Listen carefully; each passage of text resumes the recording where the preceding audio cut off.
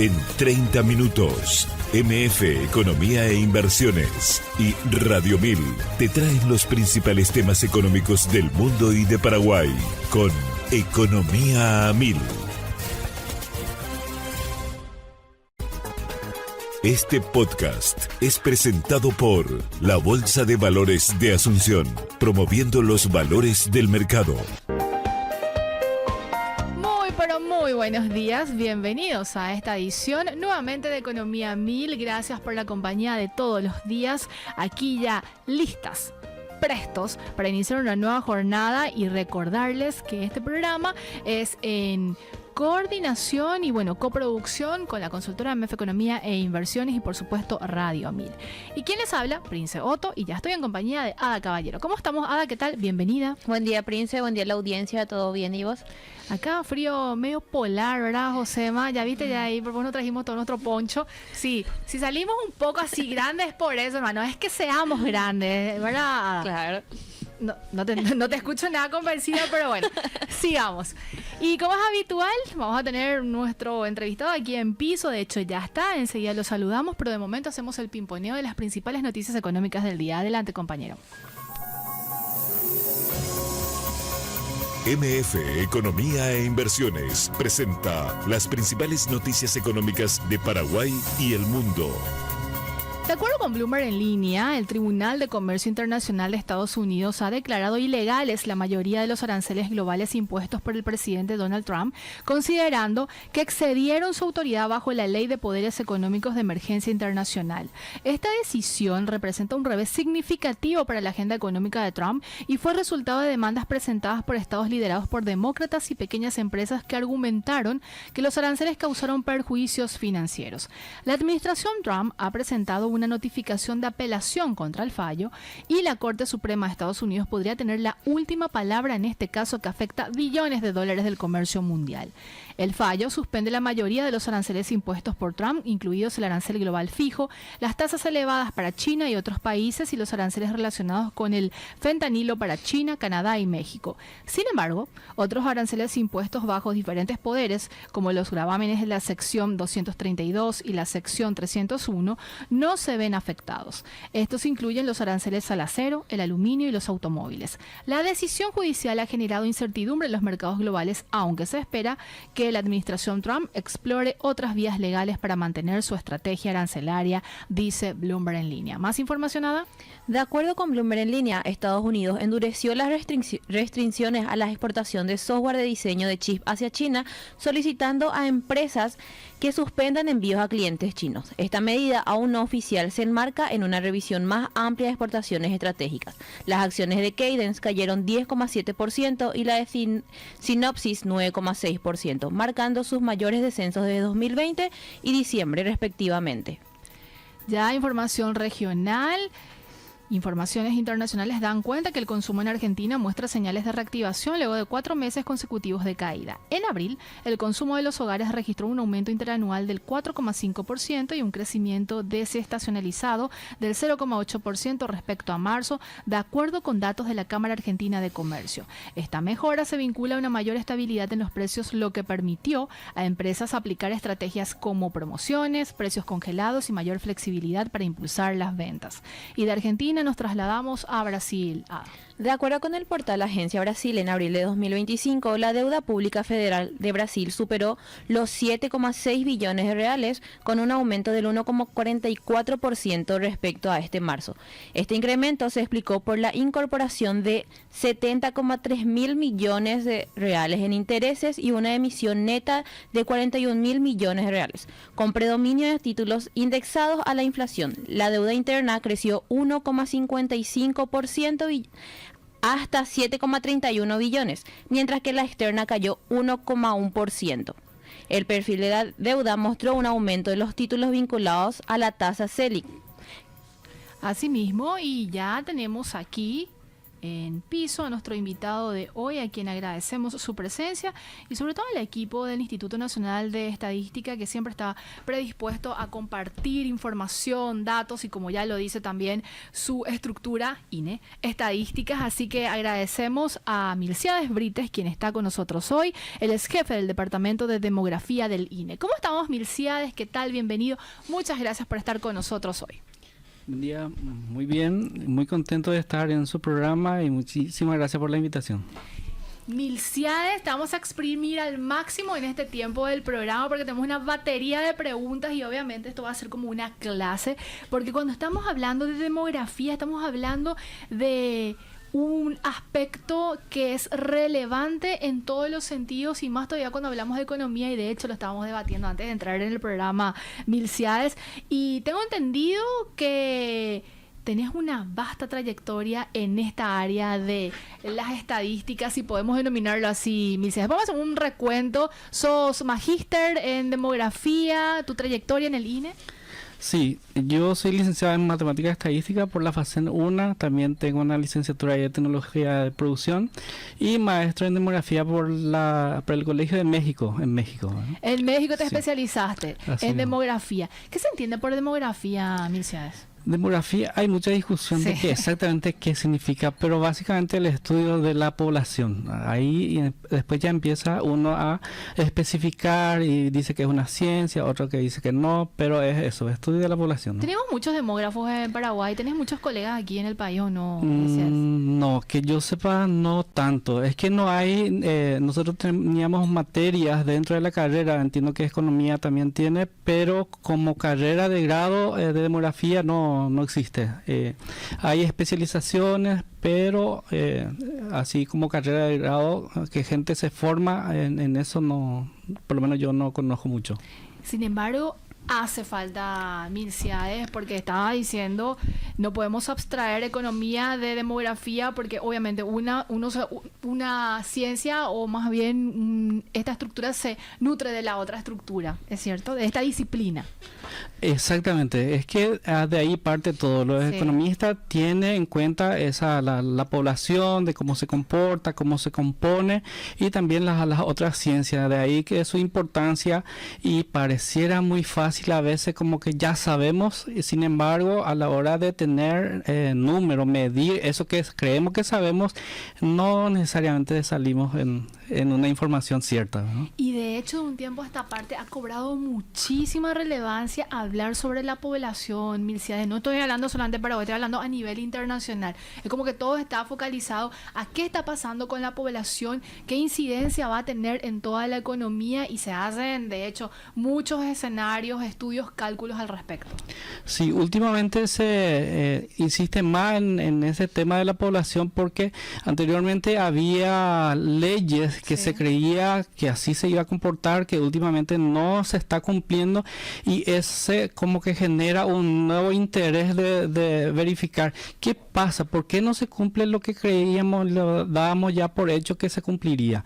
Como el caso de... nosotros estamos con el tema de censo de fecundidad, que somos menos de lo que Sí. creíamos, y anteriormente había un nivel mínimo de fecundidad que se creía que hasta ahí uno podía llegar. No es cierto y se está demostrando.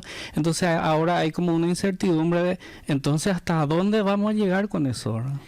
Este fenómeno, y justamente que estabas mencionando lo de la reducción de hijos por mujer, se da a nivel internacional y ha sido foco de hecho de interés y hasta de políticas públicas, Milciades, a nivel internacional, de tratar un poco de incentivar nuevamente que las mujeres tengan más hijos, y bueno, todo eso contribuyendo obviamente a una mayor población que de un tiempo a esta parte se está estancando y ya está reduciendo, Milciades.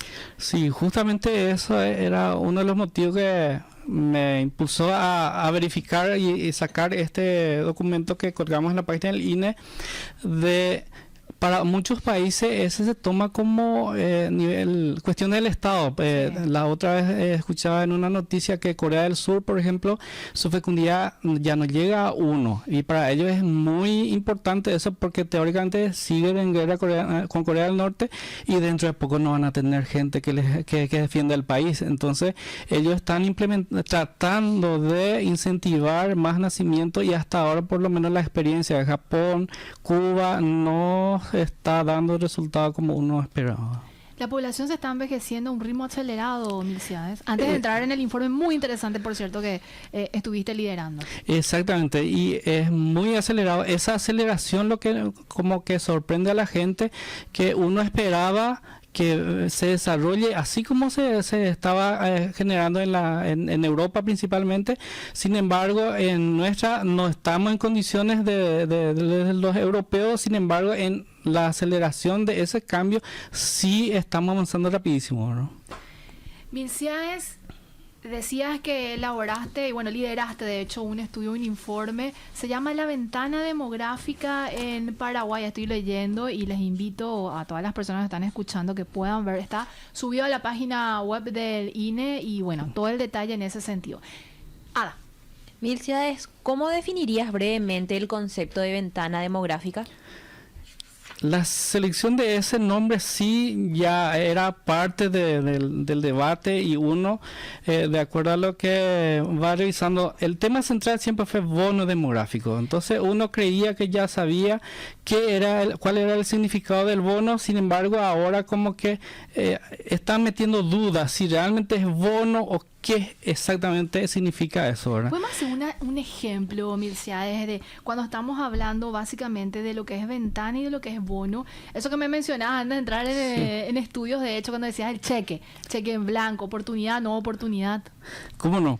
En muchos de los textos, el bono demográfico se refiere a la cantidad de personas en edad de trabajar, que ahora también le llaman fuerza laboral. Sí. Es mayor a la cantidad de gente que no estaría en ese rango de fuerza laboral, y a eso le llaman dependiente. Cuando la parte laboral es más elevada que la parte dependiente, a eso le llamaban bono demográfico. Pero nosotros en equipo también siempre hablamos sobre eso. Para que sea bono, de hecho ya tiene que tener algún valor. Y como es un concepto que crearon los economistas, entonces es un valor económico principalmente. Y ahí está la duda de, ¿será bono? Y en este caso decidimos llamarle ventana demográfica porque es una oportunidad. Eso le comentaba, como es un cheque en blanco. Al cheque, para que sirva, tiene que tener condiciones. Tiene que estar firmado, tiene que estar montones de... para que pueda servir. Claro. Lo mismo pasa con la población. Ahora tenemos una ventana demográfica, una oportunidad, que tenemos que crear condiciones para que sea bono. Esa es nuestra propuesta, y seguramente va a generar algunos análisis, comentarios al respecto, porque incluso el tema de oportunidad, esta estructura etaria que ahora estamos observando y forma parte de un proceso que va a terminar sí o sí. Es cierto. Sí, entonces esta oportunidad hay que aprovechar, y justamente es el espíritu del material, de invitar a que la gente vea un poco qué estamos haciendo. Realmente va a ser bono, porque inclusive algunos autores hablan de que si este bono no aprovechamos, después va a ser una carga económica. O sea, que no es que solamente va a terminar, vamos a desaprovechar y ya no pasó nada. Por supuesto, Milciades, y ahí incorporo un nuevo concepto quizás, que cuando hablamos de representa una oportunidad y no una garantía. Obviamente, si es que no se aprovecha, que es este el momento, y creo que también con tus estudios vamos a seguir explorando justamente, y enseguida le pedimos soporte visual a los compañeros, tiene una fecha límite en el que se tiene que aprovechar. Exactamente, esa también es otra de la idea de este trabajo, de mostrar cómo estamos y hasta cuándo vamos a estar así como hoy, ¿verdad? Podemos, antes de seguir, Milciades, porque aquí tenemos justamente el respaldo, por favor, compañeros, si nos pueden dar el soporte. Aquí vemos la portada de La Ventana Demográfica en Paraguay. Si podemos ir al segundo gráfico, ¿cierto, Milciades? La siguiente lámina. La siguiente, por favor. Esa misma, si podemos hacer un zoom en ese gráfico. Y aquí justamente vemos lo del plazo límite, Milciades, de tu estudio. Exactamente, porque siempre se habla de que ya estamos ahora, inclusive que está terminando y que ya no vamos a tener más. Entonces, en este gráfico lo que queremos mostrar es cómo estamos actualmente en el 2022. El indicador que aproxima a esa dependencia económica es la razón de dependencia demográfica. La dependencia económica está los que están trabajando laboralmente activos y los inactivos, son los que dependen de ese grupo de personas. Y hubo un cambio de un tiempo a esta parte. Eso es muy difícil de medir, entonces lo que se usa comúnmente este indicador, que son las razones de dependencia demográfica, donde uno muestra o aproxima ese grupo de personas que está en edad de trabajar, que va de 15 a 64 años, sobre los otros grupos que forman los menores de 15 y mayores de 65. En la gráfica justamente se puede ver que alrededor de 2022 Sí. el indicador está alrededor del 50. ¿Qué significa eso? Que por cada 100 personas en edad de trabajar existiría alrededor de 50 que no están en esas edades de trabajar, ¿no? De ahí la dependencia. Exactamente. Eso, como dije, que es una aproximación, porque no todos los que están en edad de trabajar están activos, y tampoco es cierto de que las personas mayores no estén aportando económicamente nada, ¿verdad? Entonces es un indicador que nos dice cómo estamos y cómo vamos a estar. Entonces ese indicador nos muestra que por lo menos hasta el 2050 vamos a estar en esas condiciones. Entonces esa oportunidad que tenemos ahora por lo menos vamos a tener hasta 2050. Pero ¿qué pasa ahí? Vemos que a partir de 2035 más o menos la curva se va yendo hacia arriba nuevamente.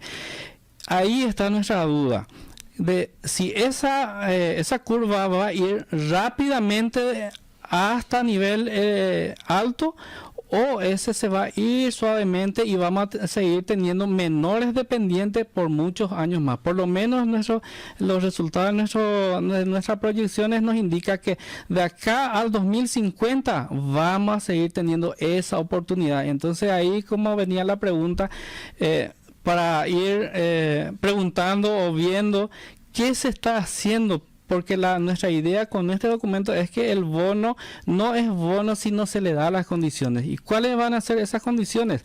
Ahora tenemos mucha gente en edad de trabajar, tienen poco dependiente, pero que estén en edad de trabajar no significa que están trabajando. Totalmente. Entonces esa es como una cuestión ya, y ayuda a ver si realmente esta situación que tenemos ya es un bono o hay que hacer algo más para que sea bono. Claro, por eso el insumo muy importante y los datos y bueno, las proyecciones también que realizaron en este informe. Mircea, te quedas con nosotros hasta el final, ¿cierto? Sí. Tenemos que hacer una pausa y a la vuelta vamos a seguir explorando sobre los datos que estaba presentando justamente Mircea sobre la ventana demográfica y bueno, un trabajo elaborado por el Instituto Nacional de Estadística muy interesante que, como todas las estadísticas, ayudan a focalizar mejor las políticas públicas y también evidentemente sirve de insumo para el sector privado y en general. Ada, nosotros vamos a seguir a la vuelta del corte con Milciades Brites. Él es especialista en demografía por el INE. Vamos a una pausa y a la vuelta regresamos. Seguís escuchando Economía 1000, gracias por la compañía y obviamente lo tenemos todavía aquí a Milciades Brites, especialista en demografía por el Instituto Nacional de Estadística, presentándonos estos datos muy interesantes sobre lo último que realizaron de la ventana demográfica y ahí datos más que relevantes en el sentido de las proyecciones y que, como decía, sirven de insumo principal para el diseño de políticas públicas de manera, yo diría, hasta urgente. Pero hacemos un paréntesis porque tenemos que compartir la cifra del día, Ada. Adelante. 8% es el crecimiento que se obtiene al sumar inflación y PIB en Paraguay. Cuando estamos cerca de ese nivel, hablamos de valores estándar. Eso indica un esquema económico relativamente estable, comentó Manuel Ferreira, economista. Si te interesa descubrir más detalles, podés escuchar el podcast completo en Spotify, búscalo en el perfil de Economía 1000 y mantenete al tanto de todo. Y hacemos un pequeño también segmento de informaciones, esta vez a nivel nacional, y de acuerdo con 1000 Noticias, la Dirección Nacional de Ingresos Tributarios de Paraguay reporta cifras alentadoras en la recaudación fiscal durante la primera mitad del año 2025. Al cierre de mayo se prevé un aumento de aproximadamente $180 millones en comparación con el mismo periodo del año anterior. Este incremento refleja los esfuerzos por combatir la evasión fiscal y desmantelar esquemas corruptos que anteriormente afectaban la eficiencia del sistema sistema tributario, declaró Óscar Orué, titular de la DENIT. ¿Más información, Ada? De acuerdo con ABC, durante el primer cuatrimestre del 2025, Paraguay exportó 2.865.911 toneladas de soja en grano, 16,2% menos que el mismo periodo de 2024. La reducción se atribuye a una menor producción en la zafra 2024-2025, a pesar de la mejora en la navegabilidad del río Paraguay. En abril se enviaron 654.151 toneladas, por debajo del volumen registrado del año anterior. El complejo sojero generó 1.394 millones de dólares hasta abril, una caída del 23% frente a los 1.716 millones del mismo periodo de 2024. Solo las exportaciones de granos sumaron 1.054 millones de dólares, 26% menos que el año anterior. Argentina fue el principal destino con el 83% del total, seguida por Brasil y Rusia, con reactivación de envíos a Perú y Corea del Sur.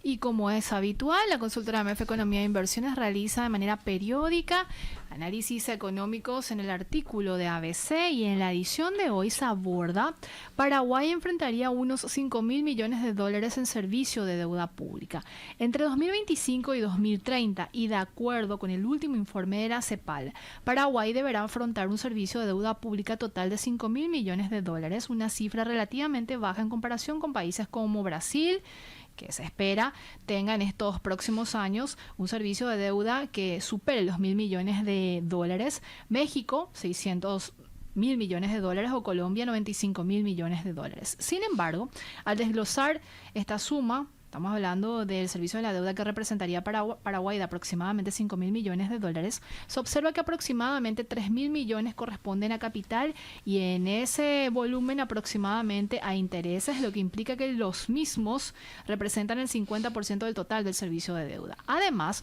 el 59% del servicio de la deuda está denominado en dólares, posicionando a Paraguay como uno de los países con mayor dolarización de sus compromisos, lo que también hace vulnerable a fluctuaciones del tipo de cambio. En cuanto a las tasas de interés, el 85% de la deuda está a tasa fija, el 14% a tasas de cupón cero y el 2% a tasas variables, lo que proporciona cierta previsibilidad en el gasto público.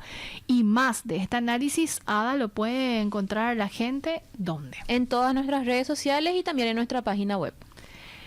Y aquí, nuevamente, con Milciades Brites, jefe del Departamento de Demografía del Instituto Nacional de Estadística, hablándonos sobre el último informe del INE, y me gustaría hacer una suerte de refrescar de lo que estamos hablando, Milciades, en este sentido. Este informe lo ven a conocer recientemente. Tengo entendido como hace un par de días, la semana pasada. Sí, hace unas semanas se puso a disposición en la página del INE, uno puede descargar.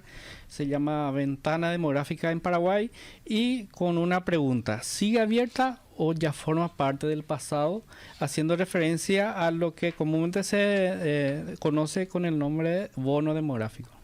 Milciades, muchas aristas o muchos puntos que abordar cuando estamos hablando de la ventana demográfica, el proceso o la transición demográfica también, que se utiliza como concepto a nivel internacional, mundial, y bueno, obviamente también aquí en Paraguay, y sobre todo los desafíos que se representan o que representan este proceso justamente.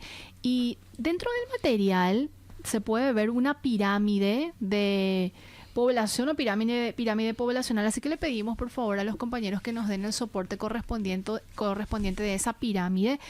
¿Qué transformaciones principales muestra justamente esta pirámide poblacional si lo tomamos del 2025 al 2050, Milciades? Una pirámide puede decirnos muchas cosas sobre la población. Pero podemos primero conceptualizar hablando de eso. En este caso, la pirámide que incluye el material justamente quiere dar respuesta a la pregunta si la ventana demográfica o esa oportunidad que hablamos sigue abierta o ya forma parte del pasado. Entonces la pirámide se puede ver, la pirámide correspondiente al 2025 y cómo será en el 2050. Vemos una diferencia en la base, principalmente, que se achica. En 2050 vamos a tener menos personas menores a 15 años y en la parte alta se va abultando en las personas de edades mayores, ¿verdad?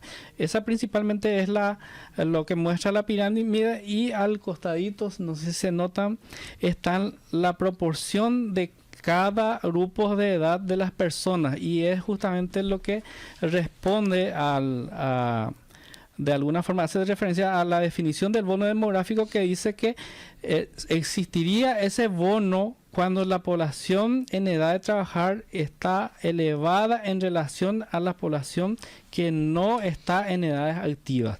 En la pirámide al costado se muestra que en el 2025 esa proporción llega al 66,4% y al 2050 apenas se mantiene en 66,2%. Significa que esa ventana de oportunidad, de acuerdo a la definición, está abierta y va a seguir en el mismo sentido hasta el 2050, ¿verdad?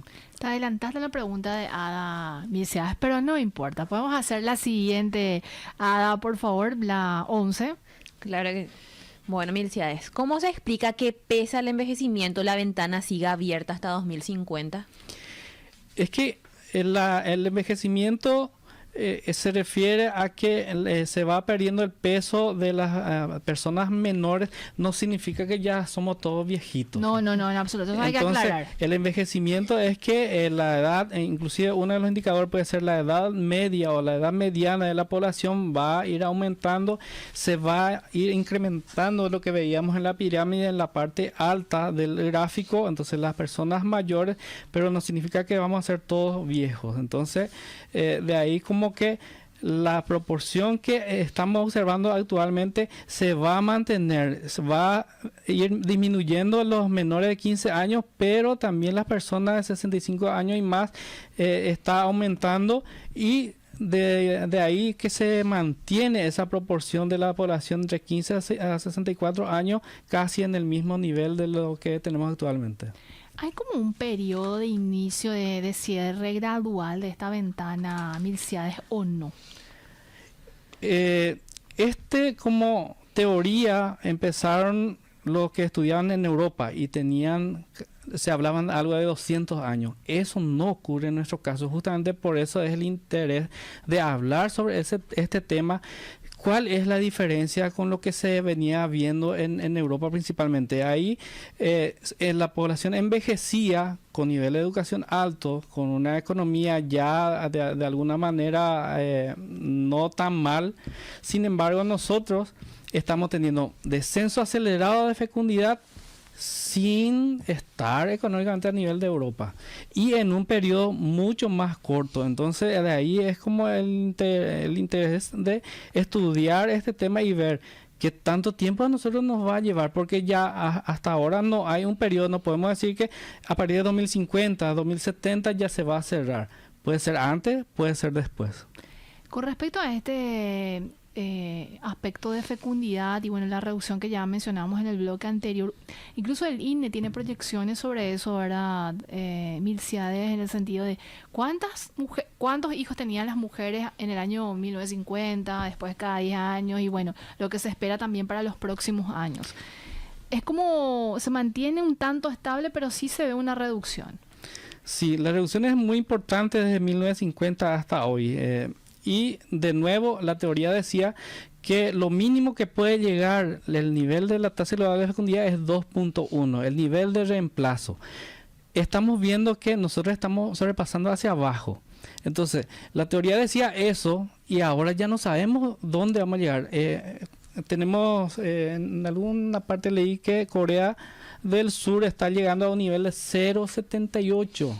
Entonces, ¿cuánto va a ser el mínimo? No sabemos. Nosotros hicimos una proyección de acuerdo a lo que esperamos tener hasta el 2050 y llegamos alrededor de 1.7 en promedio de hijos por mujer en tasa global de fecundidad. Sí. Y bueno, eso, de acuerdo con experiencias de otros países, revertir esto es muy complicado, ¿verdad? Pues estabas hablando justamente de países asiáticos que incluso con políticas de incentivos no están logrando obtener el resultado de que las mujeres de alguna manera puedan tener más hijos. Hasta ahora no tenemos nosotros ningún documento donde se demuestra que sí se puede por lo menos atajar y revertir, es mucho menos. Sí. En algún momento se pensó que con la migración, especialmente de Europa, iba a recuperar. También ya está demostrado que el inmigrante adopta el nivel de fecundidad de la zona. Entonces, principalmente ellos recibían migrantes de África que tenían muchos hijos. Sin embargo, al llegar a la zona europea... Se ayornan. Exactamente, entonces como que no es la solución también esa situación, y hasta ahora no sabemos. Y en Paraguay nosotros no tenemos ningún tipo de, al menos intento de hacer este tipo de políticas, porque en teoría estamos todavía relativamente bien, ¿verdad? Y obviamente este tipo de insumos hacen que se pueda también ya de alguna manera trazar planes que ayuden a esto para a la vuelta de la esquina ya está de todo, misiones. Exactamente, esa es como es el espíritu de este documento, de llamar la atención de gente que puede tomar algunas decisiones, porque hasta hace poco nos preocupábamos de crear escuelas en todos lados y plazas para que jueguen los niños. Ahora probablemente tenemos que construir plazas para las personas mayores, para el esparcimiento y ese tipo de cosas. Entonces, ya estamos en esto, no es que vamos a llegar, entonces hay que ver ya en qué condiciones actualmente estamos, y la gente que está en esa posición de tomar decisiones, de crear políticas, de mirar ya estos resultados que el INE está proporcionando con respecto a la población. Vi otro concepto muy interesante dentro de este informe material, Milcia, es bono de género, que no había escuchado hace rato, ¿verdad? ¿Qué significa eso y por qué también es importante hacer como un zoom en este aspecto? Sí, justamente de nuevo tiene que ver con el nombre. El bono demográfico anteriormente se relacionaba solamente a la estructura por edad de la población, nada más. Esa era como la situación demográfica.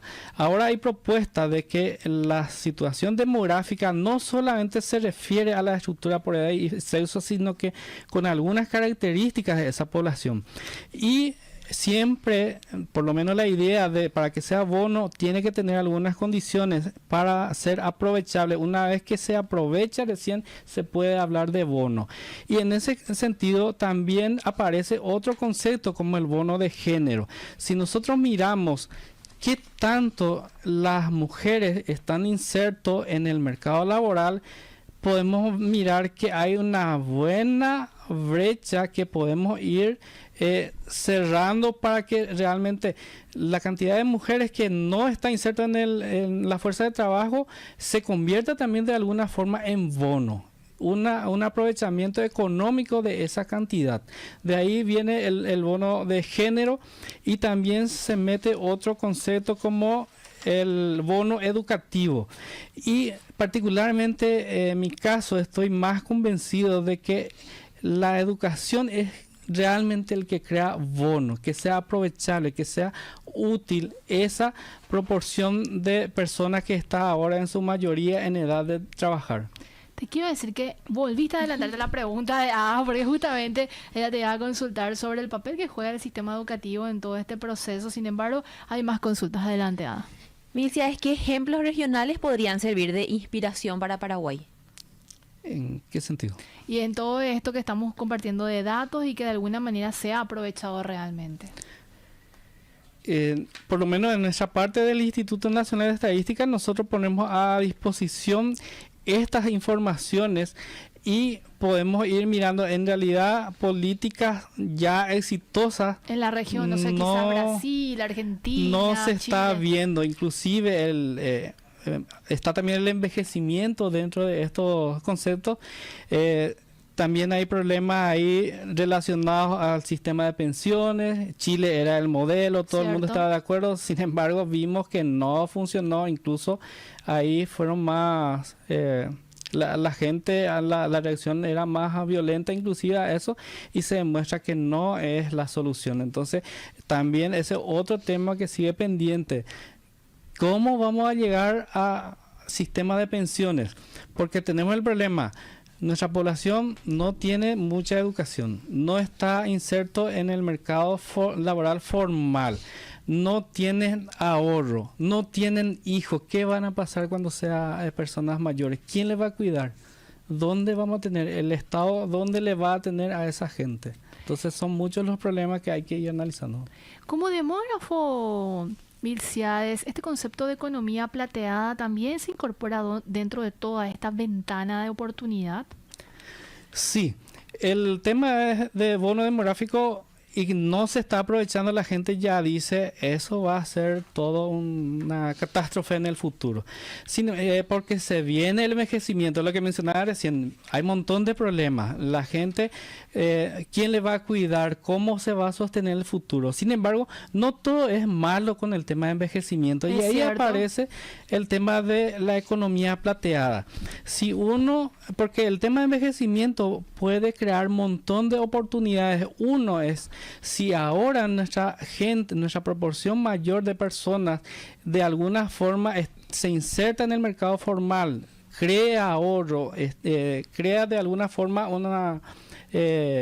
un sistema de pensión que puede pagar en el futuro, y eso va a requerir servicios. Las personas mayores van a tener necesidades. Eso va a crear oportunidades de trabajo para la gente. Incluso ellos mismos con su ahorro pueden reinvertir. Eso pueden aportar a la economía. Por eso es lo que no es muy independiente al bono de ahora, que estamos diciendo que hay que darles condiciones para que se convierta en bono. Y uno de esos beneficios del bono podría ser eso, que la persona envejecida o las personas mayores en un futuro pueda generar un avance económico, generando riqueza para el país. No solamente las personas mayores van a ser una carga para el país en el futuro, sino que van a ser generadores de riqueza también. Milciades, es como, imagino que tenés todo un equipo también trabajando en este tipo de informes que requieren obviamente el tiempo, el conocimiento y bueno, toda la infraestructura también que asumo o provee el Instituto Nacional de Estadística, porque evidentemente como estadista y matemático tiene su tiempo de análisis, de procesamiento de datos. ¿Cómo ha sido este trabajo y obviamente cuánto tiempo conllevó a hacer este tipo de informes? Y si querés mandarle saludos a tu equipo o como líder de justamente esta investigación. Un saludo especial. En realidad el equipo ahora se está abocando a la construcción de la proyección a nivel departamental y distrital. Entonces este trabajo fue como un extra para el equipo dentro de todo lo que hacemos en el INE, y es de alguna manera un atrevimiento, ya que es un tema económico, pero lo que por lo menos mostramos con seguridad es lo que tiene que ver con los resultados de nuestra proyección. La pirámide nosotros construimos, estamos seguros de que esa es la estructura que tenemos actualmente, y de alguna manera si nuestra hipótesis sobre el comportamiento de las variables demográficas se cumplen, vamos a hacer así como muestra la pirámide en 2050. Entonces la consecuencia o los temas relacionados a eso ya es como un extra en el Instituto Nacional de Estadística, pero de alguna forma queríamos mostrar que con los datos que nosotros disponemos, la gente puede empezar a hacer temas interesantes para la ciudadanía, en temas de análisis, cómo estamos, qué es lo que necesitamos, y así como estamos viendo ahora que un envejecimiento acelerado de la población puede traer problemas, pero no todo es problema. También puede ser una oportunidad para el país de salir adelante económicamente y tener el bienestar de la sociedad, ¿no? Hay como también, en general estoy hablando, ¿verdad? Como demógrafo, Milciades, un acompañamiento por parte de organismos internacionales que de alguna manera también hace intercambio con ustedes para ir construyendo este tipo de estadísticas.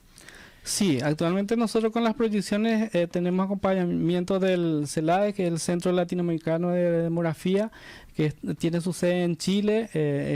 Ellos se dedican a eso de hace mucho tiempo, y el equipo que nosotros estamos conformando en el INE con jóvenes profesionales comprometidos con el trabajo. Entonces de ahí que yo como el líder de ese equipo estoy muy contento y confiado en que los datos que nosotros proporcionamos y podemos generar desde el Instituto Nacional de Estadística puede servir a mucha gente para su estudio en diferentes temáticas, porque todo tiene que ver con la población. ¿Qué aristas no abordamos de este informe, Milciades, que te gustaría de alguna manera reforzar también como mensaje? No, solamente repasar de que en el documento se muestra cómo estamos a nivel de estructura por edad y sexo de la población. Hacemos como pellizcamos los temas que puede estar relacionados a una estructura que son varios. Uno de ellos es el bono demográfico, que también ponemos a consideración de que para que sea bono hay que darle condiciones. Entonces no es bono lo que estamos teniendo, sino que es una oportunidad, y como oportunidad hay que aprovechar, y que también hay otro tipo de cosas que se puede aprovechar y que esta estructura por edad de la población nos puede estar mostrando el camino, como el bono de género que mencionábamos. El Instituto Nacional de Estadística también tiene publicado el resultado de la encuesta permanente de hogares relacionada a la fuerza laboral, donde se menciona que la fuerza de trabajo está compuesta ahora por el 70% de la población en Paraguay. De esos, solo 58 corresponde a mujeres. Entonces, insertar a más mujeres en la fuerza del trabajo puede dar también un bono a nosotros. En los que trabajan, los que están ocupados en temas de educación, el promedio de años de estudio de las mujeres es mayor que el de los hombres. Sin embargo, su salario llega solamente alrededor del 77% de lo que cobra un hombre en situaciones similares. Entonces, le estamos pagando menos, está más formada en niveles de estudio. Eso también puede crear una oportunidad y convertirse en bono. Y no hablar de catástrofe cuando hablamos de envejecimiento, sino que una población envejecida también puede generar oportunidades y generar riqueza para el país. ¿Estimaciones de cuánto podría contribuir justamente a hacer una mejor o mayor explotación, no sé si se aplica el término, pero de este segmento de mujeres dentro de la economía? Eso no es un foco que ustedes están teniendo como Instituto, Milciades. En particular, no. Lo que podemos prever son las métricas que se producen respecto a ese tema y hacer el análisis, valorar monetariamente el trabajo que uno hace. También está el trabajo no remunerado de las mujeres, considerar ese tema.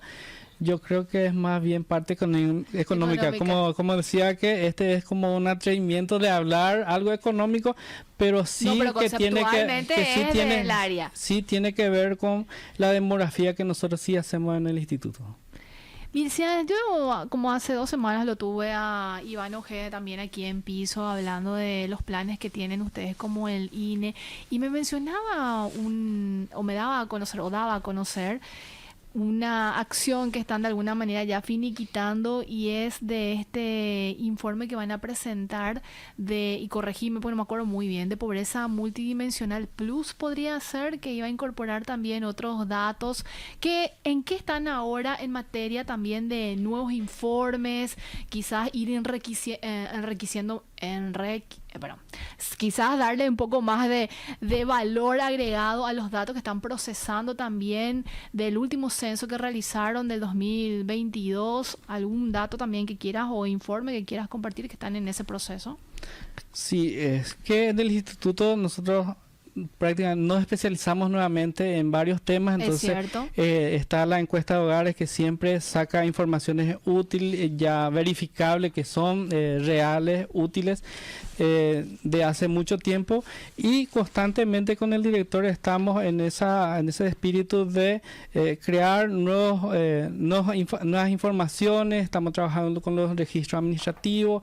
Actualmente estamos tratando de terminar las proyecciones de población a nivel distrital, departamental.